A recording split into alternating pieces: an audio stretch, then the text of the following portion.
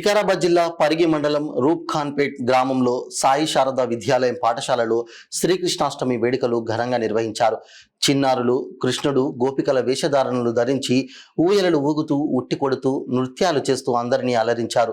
చిన్నపిల్లల ఆటపాటలు అందరినీ ఆకర్షించాయి.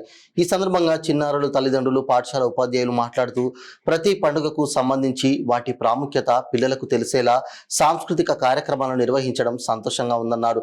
పిల్లలకు మన పండుగల గురించి వాటి ప్రాముఖ్యత గురించి తెలియజేయాలని, విద్యతో పాటు ఆటలు పాటలు అవసరమని తెలియజేయాలనే ఉద్దేశంతో ఈ కార్యక్రమం నిర్వహించామని అన్నారు.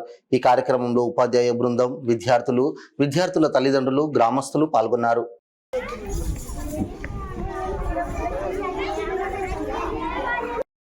అందరికీ శ్రీకృష్ణాష్టమి శుభాకాంక్షలు.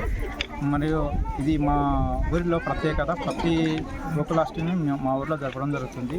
ఎందుకంటే మన హిందూ సాంప్రదాయాన్ని ఈ తరంలో కొలవడిపోతుంది కాబట్టి మన హిందూ సాంప్రదాయం తెలుపడం కోసము ప్రతి సంవత్సరం ఈ శ్రీకృష్ణాష్టమి జరపడం జరుగుతుంది.